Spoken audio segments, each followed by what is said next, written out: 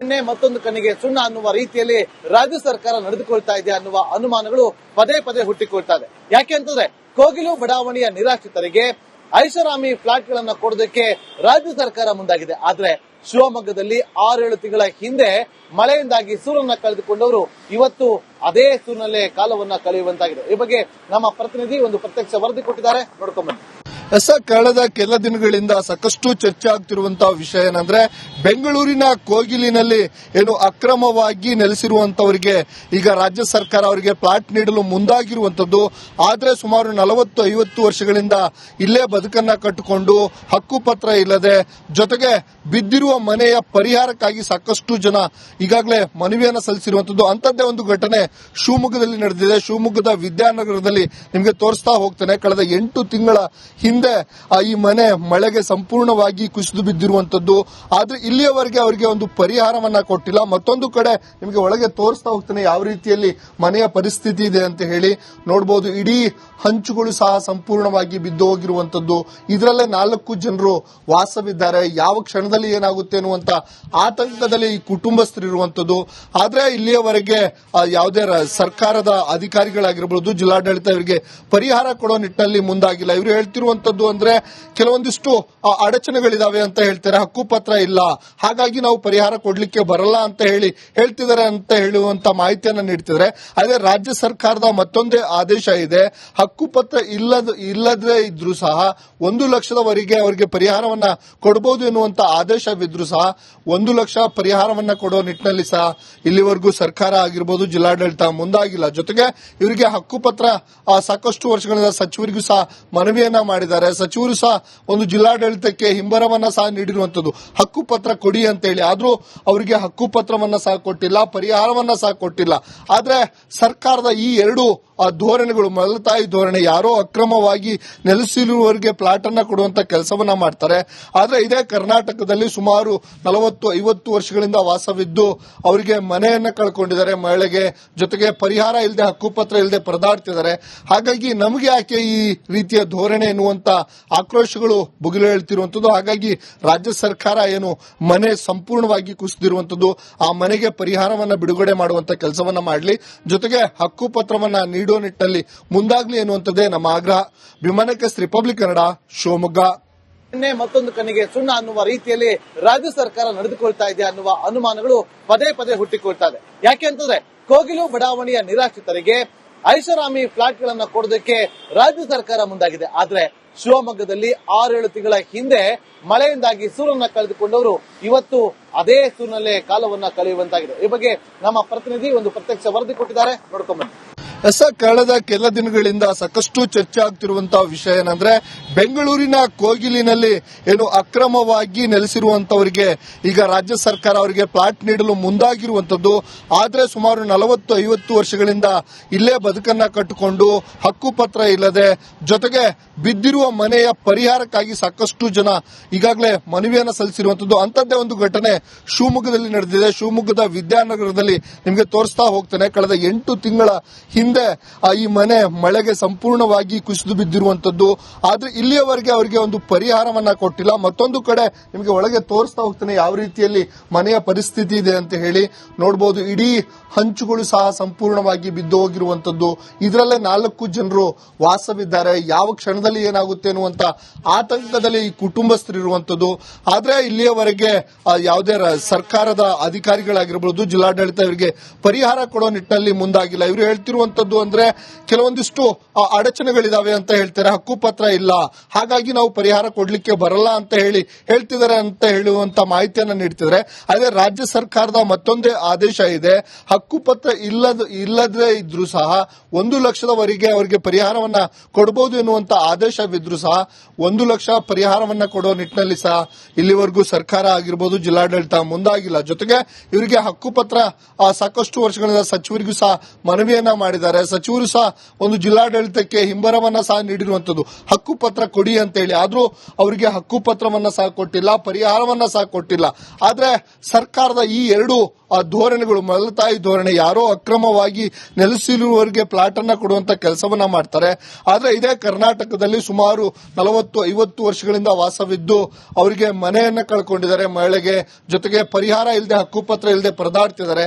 ಹಾಗಾಗಿ ನಮಗೆ ಯಾಕೆ ಈ ರೀತಿಯ ಧೋರಣೆ ಎನ್ನುವಂತ ಆಕ್ರೋಶಗಳು ಭುಗಿಲು ಹೇಳ್ತಿರುವಂತದ್ದು. ಹಾಗಾಗಿ ರಾಜ್ಯ ಸರ್ಕಾರ ಏನು ಮನೆ ಸಂಪೂರ್ಣವಾಗಿ ಕುಸಿದಿರುವಂತದ್ದು, ಆ ಮನೆಗೆ ಪರಿಹಾರವನ್ನ ಬಿಡುಗಡೆ ಮಾಡುವಂತ ಕೆಲಸವನ್ನ ಮಾಡಲಿ, ಜೊತೆಗೆ ಹಕ್ಕುಪತ್ರವನ್ನ ನೀಡುವ ನಿಟ್ಟಿನಲ್ಲಿ ಮುಂದಾಗ್ಲಿ ಎನ್ನುವಂಥದ್ದೇ ನಮ್ಮ ಆಗ್ರಹ. ವಿಮಾನಕ್ಕೆ ರಿಪಬ್ಲಿಕ್ ಕನ್ನಡ, ಶಿವಮೊಗ್ಗ. ಮತ್ತೊಂದು ಕಣ್ಣಿಗೆ ಸುಣ್ಣ ಅನ್ನುವ ರೀತಿಯಲ್ಲಿ ರಾಜ್ಯ ಸರ್ಕಾರ ನಡೆದುಕೊಳ್ತಾ ಇದೆ ಅನ್ನುವ ಅನುಮಾನಗಳು ಪದೇ ಪದೇ ಹುಟ್ಟಿಕೊಳ್ತಾ ಇದೆ. ಯಾಕೆ ಅಂತಂದ್ರೆ ಕೋಗಿಲು ಬಡಾವಣೆಯ ನಿರಾಶ್ರಿತರಿಗೆ ಐಷಾರಾಮಿ ಫ್ಲಾಟ್ ಗಳನ್ನ ಕೊಡೋದಕ್ಕೆ ರಾಜ್ಯ ಸರ್ಕಾರ ಮುಂದಾಗಿದೆ. ಆದ್ರೆ ಶಿವಮೊಗ್ಗದಲ್ಲಿ 6-7 ತಿಂಗಳ ಹಿಂದೆ ಮಳೆಯಿಂದಾಗಿ ಸೂರನ್ನ ಕಳೆದುಕೊಂಡವರು ಇವತ್ತು ಅದೇ ಸೂರಿನಲ್ಲೇ ಕಾಲವನ್ನ ಕಳೆಯುವಂತಾಗಿದೆ. ಈ ಬಗ್ಗೆ ನಮ್ಮ ಪ್ರತಿನಿಧಿ ಒಂದು ಪ್ರತ್ಯಕ್ಷ ವರದಿ ಕೊಟ್ಟಿದ್ದಾರೆ, ನೋಡ್ಕೊಂಡ್ಬನ್ನಿ. ಕಳೆದ ಕೆಲ ದಿನಗಳಿಂದ ಸಾಕಷ್ಟು ಚರ್ಚೆ ಆಗ್ತಿರುವಂತಹ ವಿಷಯ ಏನಂದ್ರೆ, ಬೆಂಗಳೂರಿನ ಕೋಗಿಲಿನಲ್ಲಿ ಏನು ಅಕ್ರಮವಾಗಿ ನೆಲೆಸಿರುವಂತವರಿಗೆ ಈಗ ರಾಜ್ಯ ಸರ್ಕಾರ ಅವರಿಗೆ ಪ್ಲಾಟ್ ನೀಡಲು ಮುಂದಾಗಿರುವಂತದ್ದು. ಆದ್ರೆ ಸುಮಾರು 40-50 ವರ್ಷಗಳಿಂದ ಇಲ್ಲೇ ಬದುಕನ್ನ ಕಟ್ಟಿಕೊಂಡು ಹಕ್ಕುಪತ್ರ ಇಲ್ಲದೆ, ಜೊತೆಗೆ ಬಿದ್ದಿರುವ ಮನೆಯ ಪರಿಹಾರಕ್ಕಾಗಿ ಸಾಕಷ್ಟು ಜನ ಈಗಾಗಲೇ ಮನವಿಯನ್ನ ಸಲ್ಲಿಸಿರುವಂತದ್ದು. ಅಂತದ್ದೇ ಒಂದು ಘಟನೆ ಶಿವಮೊಗ್ಗದಲ್ಲಿ ನಡೆದಿದೆ. ಶಿವಮೊಗ್ಗದ ವಿದ್ಯಾನಗರದಲ್ಲಿ ನಿಮಗೆ ತೋರಿಸ್ತಾ ಹೋಗ್ತೇನೆ. ಕಳೆದ 8 ತಿಂಗಳ ಹಿಂದೆ ಈ ಮನೆ ಮಳೆಗೆ ಸಂಪೂರ್ಣವಾಗಿ ಕುಸಿದು ಬಿದ್ದಿರುವಂತದ್ದು. ಆದ್ರೆ ಇಲ್ಲಿಯವರೆಗೆ ಅವರಿಗೆ ಒಂದು ಪರಿಹಾರವನ್ನ ಕೊಟ್ಟಿಲ್ಲ. ಮತ್ತೊಂದು ಕಡೆ ನಿಮಗೆ ಒಳಗೆ ತೋರಿಸ್ತಾ ಹೋಗ್ತೇನೆ ಯಾವ ರೀತಿಯಲ್ಲಿ ಮನೆಯ ಪರಿಸ್ಥಿತಿ ಇದೆ ಅಂತ ಹೇಳಿ. ನೋಡಬಹುದು, ಇಡೀ ಹಂಚುಗಳು ಸಹ ಸಂಪೂರ್ಣವಾಗಿ ಬಿದ್ದು ಹೋಗಿರುವಂತದ್ದು. ಇದರಲ್ಲೇ 4 ಜನರು ವಾಸವಿದ್ದಾರೆ. ಯಾವ ಕ್ಷಣದಲ್ಲಿ ಏನಾಗುತ್ತೆ ಅನ್ನುವಂತ ಆತಂಕದಲ್ಲಿ ಈ ಕುಟುಂಬಸ್ಥರಿರುವಂತದ್ದು. ಆದ್ರೆ ಇಲ್ಲಿಯವರೆಗೆ ಯಾವುದೇ ಸರ್ಕಾರದ ಅಧಿಕಾರಿಗಳಾಗಿರಬಹುದು, ಜಿಲ್ಲಾಡಳಿತ ಇವರಿಗೆ ಪರಿಹಾರ ಕೊಡೋ ನಿಟ್ಟಿನಲ್ಲಿ ಮುಂದಾಗಿಲ್ಲ. ಇವರು ಹೇಳ್ತಿರುವಂತದ್ದು ಅಂದ್ರೆ ಕೆಲವೊಂದಿಷ್ಟು ಅಡಚಣೆಗಳಿದಾವೆ ಅಂತ ಹೇಳ್ತಾರೆ. ಹಕ್ಕುಪತ್ರ ಇಲ್ಲ, ಹಾಗಾಗಿ ನಾವು ಪರಿಹಾರ ಕೊಡ್ಲಿಕ್ಕೆ ಬರಲ್ಲ ಅಂತ ಹೇಳ್ತಿದ್ದಾರೆ ಅಂತ ಹೇಳುವಂತ ಮಾಹಿತಿಯನ್ನ ನೀಡ್ತಿದ್ದಾರೆ. ಅದೇ ರಾಜ್ಯ ಸರ್ಕಾರದ ಮತ್ತೊಂದೇ ಆದೇಶ ಇದೆ, ಹಕ್ಕುಪತ್ರ ಇಲ್ಲದೇ ಇದ್ರೂ ಸಹ 1 ಲಕ್ಷದವರೆಗೆ ಅವರಿಗೆ ಪರಿಹಾರವನ್ನ ಕೊಡಬಹುದು ಎನ್ನುವಂತ ಆದೇಶವಿದ್ರೂ ಸಹ 1 ಲಕ್ಷ ಪರಿಹಾರವನ್ನ ಕೊಡೋ ನಿಟ್ಟಿನಲ್ಲಿ ಸಹ ಇಲ್ಲಿವರೆಗೂ ಸರ್ಕಾರ ಆಗಿರ್ಬೋದು, ಜಿಲ್ಲಾಡಳಿತ ಮುಂದಾಗಿಲ್ಲ. ಜೊತೆಗೆ ಇವರಿಗೆ ಹಕ್ಕುಪತ್ರ ಸಾಕಷ್ಟು ವರ್ಷಗಳಿಂದ ಸಚಿವರಿಗೂ ಸಹ ಮನವಿಯನ್ನ ಮಾಡಿದ್ದಾರೆ. ಸಚಿವರು ಸಹ ಒಂದು ಜಿಲ್ಲಾಡಳಿತಕ್ಕೆ ಹಿಂಬರವನ್ನ ಸಹ ನೀಡಿರುವಂತದ್ದು, ಹಕ್ಕುಪತ್ರ ಕೊಡಿ ಅಂತ ಹೇಳಿ. ಆದ್ರೂ ಅವರಿಗೆ ಹಕ್ಕುಪತ್ರವನ್ನ ಸಹ ಕೊಟ್ಟಿಲ್ಲ, ಪರಿಹಾರವನ್ನ ಸಹ ಕೊಟ್ಟಿಲ್ಲ. ಆದ್ರೆ ಸರ್ಕಾರದ ಈ 2 ಧೋರಣೆಗಳು, ಮಲತಾಯಿ ಧೋರಣೆ, ಯಾರೋ ಅಕ್ರಮವಾಗಿ ನೆಲೆಸಿರುವವರಿಗೆ ಪ್ಲಾಟ್ ಅನ್ನ ಕೊಡುವಂತ ಕೆಲಸವನ್ನ ಮಾಡ್ತಾರೆ. ಆದ್ರೆ ಇದೇ ಕರ್ನಾಟಕದಲ್ಲಿ ಸುಮಾರು 40-50 ವರ್ಷಗಳಿಂದ ವಾಸವಿದ್ದು ಅವರಿಗೆ ಮನೆಯನ್ನ ಕಳ್ಕೊಂಡಿದ್ದಾರೆ, ಮಹಿಳೆಗೆ, ಜೊತೆಗೆ ಪರಿಹಾರ ಇಲ್ಲದೆ, ಹಕ್ಕುಪತ್ರ ಇಲ್ಲದೆ ಪರದಾಡ್ತಿದ್ದಾರೆ. ಹಾಗಾಗಿ ನಮಗೆ ಯಾಕೆ ಈ ರೀತಿಯ ಧೋರಣೆ ಎನ್ನುವಂತ ಆಕ್ರೋಶಗಳು ಭುಗಿಲು ಹೇಳ್ತಿರುವಂತದ್ದು. ಹಾಗಾಗಿ ರಾಜ್ಯ ಸರ್ಕಾರ ಏನು ಮನೆ ಸಂಪೂರ್ಣವಾಗಿ ಕುಸಿದಿರುವಂತದ್ದು, ಆ ಮನೆಗೆ ಪರಿಹಾರವನ್ನ ಬಿಡುಗಡೆ ಮಾಡುವಂತ ಕೆಲಸವನ್ನ ಮಾಡಲಿ, ಜೊತೆಗೆ ಹಕ್ಕುಪತ್ರವನ್ನ ನೀಡುವ ನಿಟ್ಟಿನಲ್ಲಿ ಮುಂದಾಗ್ಲಿ ಎನ್ನುವಂಥದ್ದೇ ನಮ್ಮ ಆಗ್ರಹ. ವಿಮಾನಕ್ಕೆ ರಿಪಬ್ಲಿಕ್ ಕನ್ನಡ, ಶಿವಮೊಗ್ಗ.